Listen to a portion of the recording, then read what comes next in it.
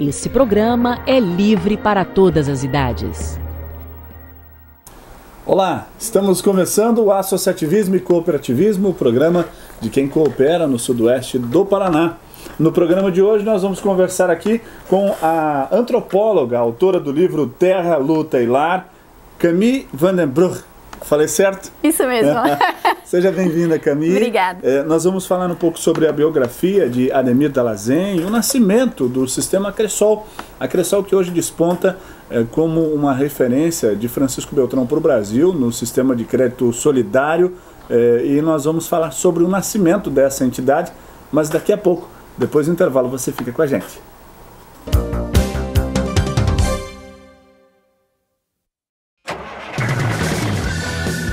É na Nórdica Veículos, sua concessionária Volvo, que você encontrará os melhores veículos pesados e semi-pesados do mundo. Além disso, seminovos Nórdica, peças genuínas, serviço especializado, pneus, programas de manutenção, financiamento, consórcio, entre outros. E o mais importante, um atendimento de primeira. Volvo é na Nórdica Veículos. Estamos de volta, o Associativismo e Cooperativismo já está no ar. No programa de hoje nós vamos conversar com a Camille Van den Brugh, que é antropóloga, autora do livro Terra, Luta e Lar, que conta um pouco, né, Camille, da história do nascimento do sistema Cressol, a biografia de uma das figuras mais marcantes nesse nascimento e no cooperativismo de um modo geral aqui no sudoeste do Paraná, especialmente em Francisco Beltrão, que é o Ademir Dalazen. O seu livro conta um pouco da história dele, com o nascimento da Cressol. As duas se misturam, não é? Uhum. Não é sim, isso? Sim, sim. Talvez, se ele tivesse vivo, ele ia corrigir já que não era ele a pessoa mais marcante do cooperativismo aqui na região. E o livro pega o fio condutor da vida dele mais para simplificar, porque tem muita gente envolvida, é uma riqueza muito grande de lideranças. Então, o fio condutor dele é para contar um pouco a história, mas além dele tinha muita gente marcante nesse nascimento do sistema Cressol. Pois é, falando do sistema Cressol, hoje com 25 anos de existência, não é? 20 anos, perdão, uhum. Mas já planejando os próximos 20, isso demonstra a saúde que esse sistema de cooperativa tem, né? A saúde que tem. Até no sudoeste, especialmente Beltrão, nós já vimos outras cooperativas nascerem e se exaurirem, se extinguirem, acabarem. Por que isso não acontece no sistema Cressol? Ou seja, por que o sistema Cressol tem essa base sólida e como é que ela nasce para ter a saúde que tem hoje, na sua opinião? O nascimento do sistema Cressol é muito ligada a uma caminhada de várias entidades, inicialmente ligadas à igreja, um processo de formação contínua durante muito tempo, né? Hoje eu estava na Assembleia Geral da Acessoar, que já faz 50 anos, né? Que é uma idade histórica, que investiu muito na formação dos agricultores. Então, o sistema nasce de um grupo de pessoas com uma visão política do que querem e de como querem trabalhar junto muito forte. Nasce com a visão, mas não ligado diretamente à política, né? Quer dizer, não, tem uma autonomia, tem uma independência, não é? Sim, é mais um caminho, não está vinculado diretamente à igreja ou à política. Não, o nascimento surgiu de lá, né? De várias entidades inicialmente ligadas à igreja, depois à Acessoar, aos sindicatos, mas ela nasce de uma necessidade, né? Tem a Revolução Verde, a mecanização da agricultura, muita gente perdendo propriedade aos bancos e muito êxodo rural indo para a cidade. Então, ela nasce de uma necessidade de crédito, de investimento para os pequenos agricultores que querem permanecer no campo. Então, essa necessidade faz vários agricultores se juntarem inicialmente nos fundos rotativos, né, que eram experiências com esse crédito, onde então um grande diferencial que era antes, que o agricultor tinha que colocar sua terra como garantia, No sistema Cressol, isso não era necessário. Eram grupos de aval solidário, onde os agricultores, entre eles, eu me garanto por você que você vai pagar de volta. E outros, então, uns 5, 6 agricultores juntos, para pegar crédito, investir na propriedade, mas não correr o risco de perder a terra quando a safra não é possível para pagar a dívida, etc. Então, ela nasce de uma necessidade. E como é que você traça esse paralelo entre, como você disse, o fio condutor da história do Ademir e de outras pessoas que circulam no entorno dele, né? Sim. A gente cita o Ademir, que foi essa figura marcante porque nos deixou muito cedo, né? Ele acabou num acidente perdendo a vida muito precocemente, mas no entorno dele outras pessoas também circulavam e que foram fundamentais nesse processo. Sim, sim. São muita gente envolvida em todo esse processo. Por que eu escolhi Ademir como fio condutor? Porque na biografia dele tem todas essas entidades. Então ele nasceu aqui em São Brás, né, próximo de Francisco Beltrão. Começou participando da Pastoral da Juventude, fazendo teatro, debates, reflexões bíblicas, etc. Entrou na CPT, na Comissão Pastoral da Terra, teve toda essa questão das primeiras ocupações das terras, ele se envolveu com o movimento Sem Terra.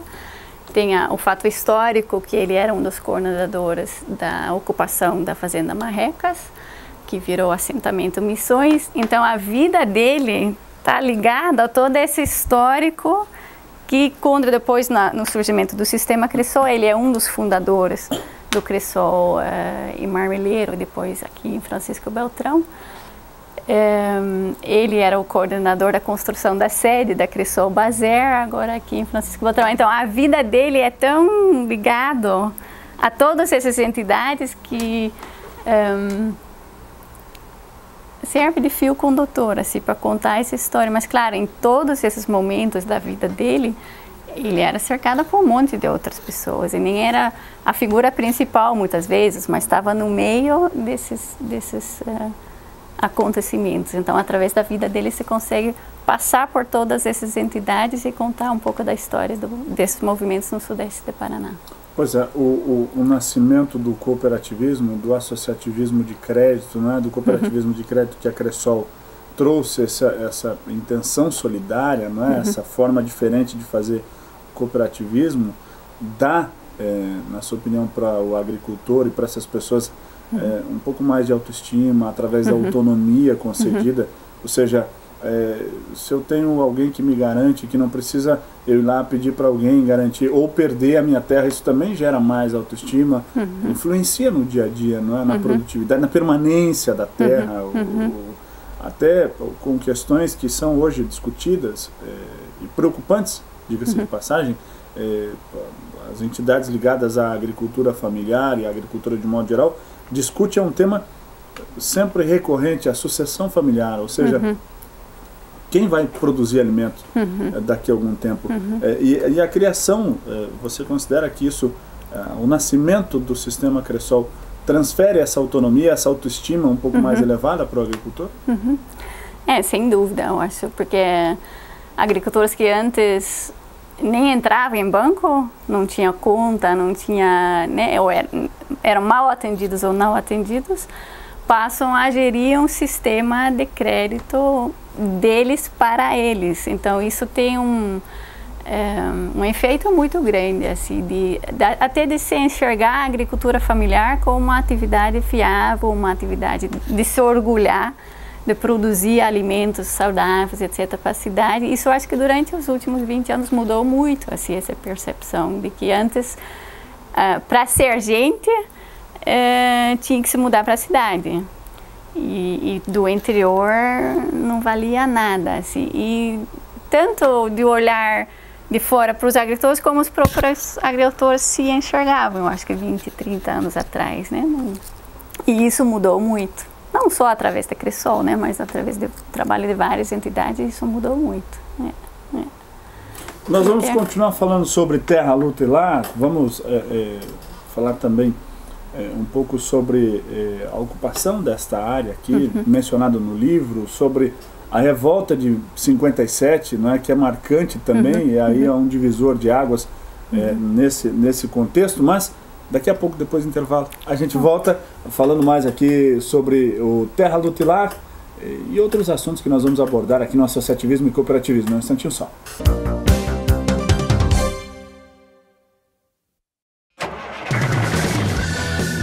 É na Nórdica Veículos, sua concessionária Volvo, que você encontrará os melhores veículos pesados e semi-pesados do mundo. Além disso, seminovos Nórdica, peças genuínas, serviço especializado, pneus, programas de manutenção, financiamento, consórcio, entre outros.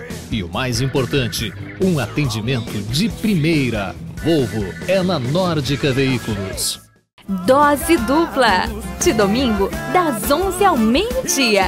Os mais recentes sucessos do sertanejo e músicas pra matar a saudade. Dose dupla, de domingo, das 11 ao meio-dia. Rede de Postos Panda. Abastecimento, troca de óleo, lavagem e lubrificação. Restaurante, lanchonete, loja de conveniência, sorveteria, panificador e sinuca bar.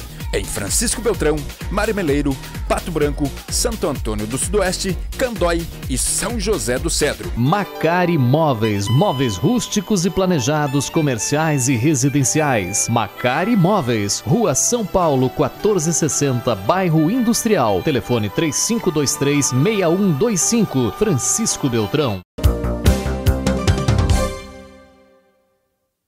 Voltamos com o associativismo e cooperativismo, o programa de quem coopera no sudoeste do Paraná. No programa de hoje nós estamos conversando aqui com a antropóloga Camille van der Brug. Falei certo? Certo. Estamos falando um pouco sobre o Terra Lutilar, que é o livro escrito por ela, a biografia de Ademir Dalazen, o nascimento do sistema Cressol. Mas dentro desse contexto, né, Camille, não só o nascimento do sistema Cressol, ou a história do Dalazen, mas um pouco também dessa história dos movimentos sociais, né? Do movimento sem terra, até um tanto para desmistificar um pouco que as pessoas, de repente o que você vê na grande mídia, né? Nos jornais, nos tabloides, você associa uma imagem, tem muita gente que associa uma imagem ruim ao movimento, né? Ao movimento dos sem terra, aos movimentos sindicais, aos movimentos de pessoas que hoje têm sofrido com certa intolerância. E a preocupação, Camille, e você como antropóloga, como alguém que estuda esse comportamento, como é que você vê o momento que a gente vem passando em relação a essa intolerância política, a perspectiva de futuro? Como é que você vê isso tudo daqui para diante? Eu acho que o momento atual é um momento muito delicado, assim, de muito ódio e ódio sem ter vergonha desse ódio, né? Então, um ódio aberto, assim, um aumento de intolerância em relação a esses movimentos sociais. Enquanto esses movimentos sociais têm uma agenda e uma pauta extremamente legítima, né? Eu acho que a desigualdade de acesso à terra, por exemplo, no Brasil, é extremo, né? Eu acho que tem 1% que domina 44% do território. Então, esses números em nenhum lugar são tão gritantes quanto aqui. Então, a bandeira, por exemplo, de um movimento sem terra é uma bandeira legítima, né? E hoje essa questão, essa defesa desses direitos, que são direitos humanos, está num lugar muito estranho, né? Como se isso é um movimento criminoso, um movimento, né, que não respeita propriedade privada, etc. Enquanto hoje falaram ainda um número que eu esqueci o número, mas de quanto porcentagem das terras em Paraná são grilhadas, por exemplo. Ninguém fala disso, né? Por que a gente não discute isso e como é que a gente vai fazer uma redistribuição dessas terras? Isso é a bandeira do MST, né? Essa intolerância, nesse momento atual política que estamos vivendo, é uma questão muito delicada. É evidente que em todos os lugares, em qualquer situação, em qualquer entidade, vão haver pessoas de má índole, não é? É natural que seja assim, sim, não é? Sim. Até pelo nível democrático que a gente vive no país, pelo menos até aqui. É natural que em diversos segmentos, haja alguém que não é compatível com a cartilha, compatível com o que se espera no que se refere à honestidade, à boa índole. Mas não dá para misturar, dizer que é sempre, generalizar, não é misturar, generalizar, não é? Sim, sim. Como se isso descaracterizasse a luta em si, né? E isso hoje não se fala da pauta em si, né? Que é uma pauta válida, mas se fala muito dos excessos ou extremos ou coisas realmente que isso não precisa concordar, a prova né? De que é um movimento, além de legítimo, de resultado, é o assentamento Missões aqui em Francisco Beltrão. É um assentamento entre muitos que existem, mas aqui no sudoeste do Paraná e em Francisco Beltrão há esse exemplo, né? Sim.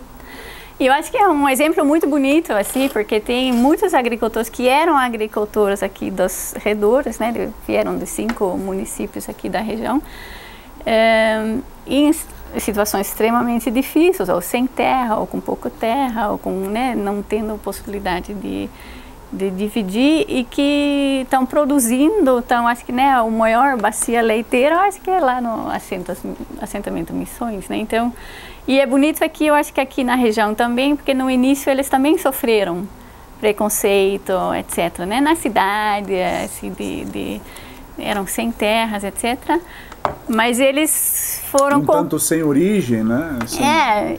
Mas foram conquistando a cidade e o respeito mútuo. Acho que isso é um assentamento muito bonito. Todo ano tem a festa de integração, né? Onde vem gente da região inteira festejar esse momento da ocupação do Fazenda Marrecas, né? Que virou assentamento Missões. Acho que é um exemplo bonito, assim, né? Que era de um proprietário, já não era mais, né? Era já do banco, em função de dívidas que a família não conseguia pagar. E hoje vivem lá, não sei quantas centenas de famílias, né? Produzindo e tendo uma... E tem outros exemplos, né? Você deve seguramente conhecer outros exemplos, né? Que a gente pudesse citar. Tem vários assim também. Eu conheço melhor o assentamento Missões, né? Mas tem tantos assentamentos onde pessoas produzem. Tem cooperativas do MST, né? Que produzem. Talvez essa realidade, e a gente tem a condição de conhecer um pouco mais de perto, até porque circula por esse meio um pouco mais de frequência, mas talvez quem está nos vendo, nos assistindo aqui, de Francisco Beltrão, da cidade, ou de outras cidades aqui da nossa região, mas da cidade, eminentemente da cidade, talvez não conheça a história e a realidade dessas famílias e dessas pessoas, por isso deixam alimentar esse ódio que nós falamos, né, essa intolerância, porque não conhecem as pessoas, né, não conhecem a realidade dessas famílias que ocupam hoje essa área conhecida como assentamento Missões, e esse é o exemplo. Tem vários lugares no Paraná e no Brasil, mas talvez as pessoas não conheçam. Por isso deixam alimentar ou externar essa intolerância, né? Sim, porque você escuta na mídia e nos jornais, alimenta isso, né? E eu acho que um dos objetivos assim do livro Terra, Luta e Lar é contar a história dessas pessoas, né? A história de vida dessas pessoas. E eu tenho a expectativa, ou o sonho, que tendo contato com essas histórias de vida, nós podemos criar um outro respeito muito, respeito pela diversidade, na verdade, né? Você não precisa entrar no movimento, não precisa concordar com tudo, mas conhecendo a história de vida de quem conquistou um pedaço de terra, lutando através do movimento do MST, são famílias trabalhadoras que produzem, são agricultores familiares, e conhecendo essas histórias de vida, acho que a gente pode quebrar um pouco essa intolerância, né, esse ódio que hoje está tão presente na sociedade brasileira. Terra, Luta e Lar tem uma segunda edição, tem uma perspectiva de um novo livro. Como é que você tem atuado e como é que você tem construído esse caminho, né? Você pretende lançar mais algum livro? Eu quero que você me conte já depois do intervalo. Vamos tomar uma água rapidinho, a gente volta já com associativismo e cooperativismo. Um instantinho só.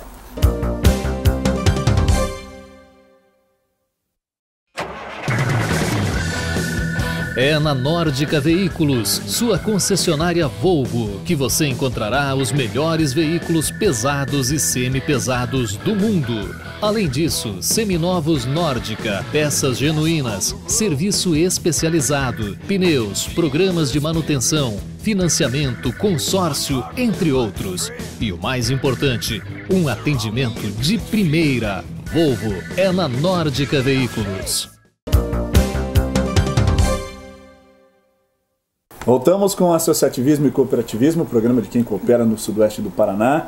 No programa de hoje nós estamos aqui conversando com a Camille van der Brug, que é a antropóloga, autora do livro Terra, Luta e Lar. Eu perguntava antes de nós irmos para o intervalo, Camille, se a perspectiva de um novo livro, como é que está o seu trabalho, o que você tem feito e construído aí para que a gente possa também apreciar. Não sei se vai sair um novo livro, mas eu tenho algumas ideias a partir desse livro, por exemplo, conversando, entrevistando essas pessoas para resgatar essa história, falando dos filhos dessas lideranças, né? Eles continuam na propriedade, eles produzem, etc. E muitos dos filhos dos agricultores, até filhos dos lideranças, não permanecem na agricultura, então viram professor ou para a cidade, etc. Então esse novo contexto, assim, qual a perspectiva dos jovens no meio rural? Assim, como é que a gente ter um meio rural vivo, dinâmico, interessante para as novas gerações. Assim, isso eu acho que é uma coisa que eu gostaria de aprofundar, de pesquisar. Assim, quais políticas públicas são necessárias para que o jovem permaneça no campo e consiga saindo um pouco do trivial, né? Saindo um pouco dessa história do acesso à informação e à comunicação. Isso é o trivial, né? Isso é o básico, né? Outras ações necessárias para a sucessão familiar, né? Porque hoje eu acho que o que leva o jovem para a cidade é a educação, a cultura e tudo coisa que está faltando no meio rural, né? Mas o que faz o jovem permanecer produzindo? E eu acho que talvez o conceito do rural e o conceito do urbano está modificando. Então, como é que a gente consegue integrar esse urbano e rural, esse rural que vira o mais urbano e o urbano que fica o mais rural? Como é que a gente consegue entender esse novo contexto melhor para ter um meio rural vivo, dinâmico, onde as pessoas gostam de viver e de produzir? Dentro da sua pesquisa, dentro da sua visão atual, como é que o jovem tem se comportado em relação a isso neste momento? Tem voltado para o interior ou tem visto a cidade com um pouco mais de atrativos? Acho que alguns retornam, até o próprio assentamento Missões, né? Tem jovens que saíram, que voltaram. Mas eu não posso afirmar nada, eu quero entender esse contexto melhor, mas eu tenho a impressão que são poucos que retornam e como é que... porque se tem um meio rural cada vez mais envelhecido, não é futuro da agricultura familiar, né? Nem do sistema Cressol, por exemplo. Assim, isso é um assunto importante de se entender melhor e de aprofundar.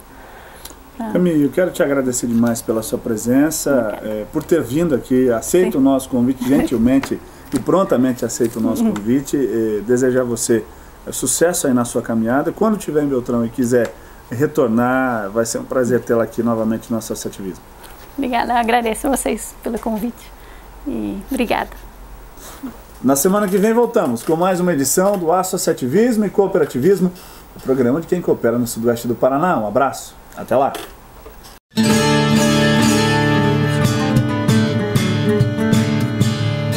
Antônio Dallazen, sua esposa Giovanni Gasperin e seus 2 filhos, Pietro e Giovanni, deixam o Vale Belluno aos pés dos Dolomitas, no pobre norte da Itália. Panfletos anunciavam um futuro próspero e abundante em solos brasileiros. Depois de uma longa caminhada de vila a Vicenza e uma viagem de trem atravessando a Europa, Antônio e sua família embarcam em Antuérpia, em um navio com destino ao Rio de Janeiro. Do Rio, seguem viagem até o porto do Rio Grande. Quase 40 dias depois, finalmente desembarcam em São Sebastião de Caí, no interior do Rio Grande do Sul. Desde então, ficou nos genes da família Dallazen a busca de lutar por uma vida digna enquanto agricultores. Então o livro é quase que um passeio nas últimas décadas e toda a trajetória, tendo Ademir, sua família, seus pais, avós como atores. Nas colônias agrícolas, tornou-se impossível para os imigrantes distribuírem as terras disponíveis entre todos os seus descendentes.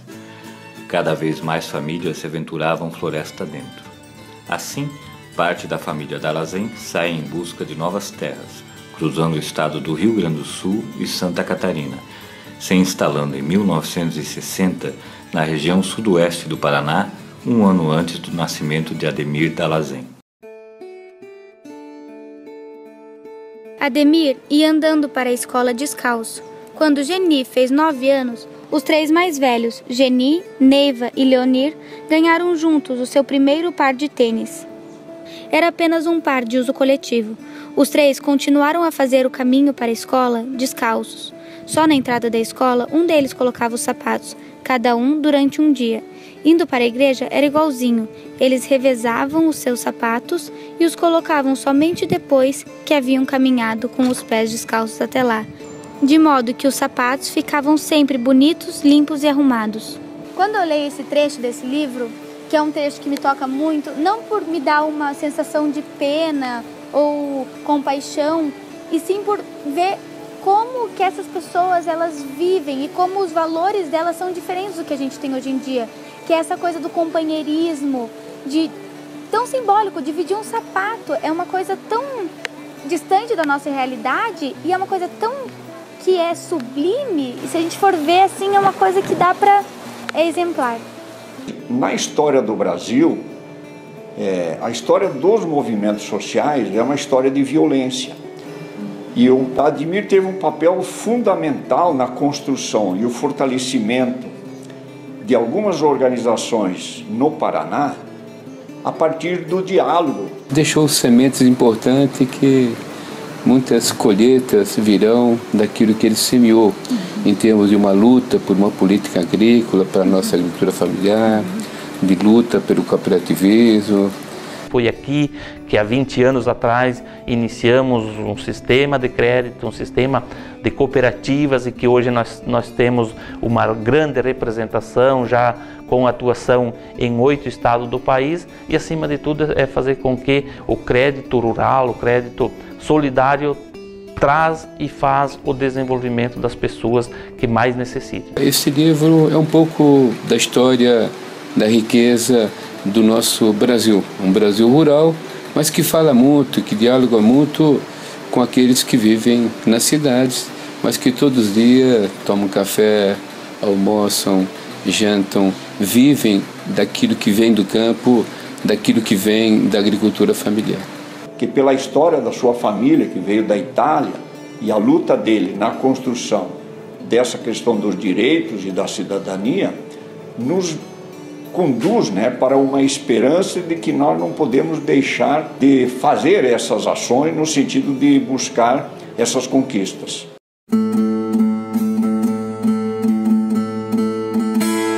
27 de maio de 1996. Ademir Dallazen apagou os faróis do carro e dirigiu lentamente sobre a estrada de terra. Olhou para o relógio. Eram 5 horas da manhã. A hora marcada havia chegado.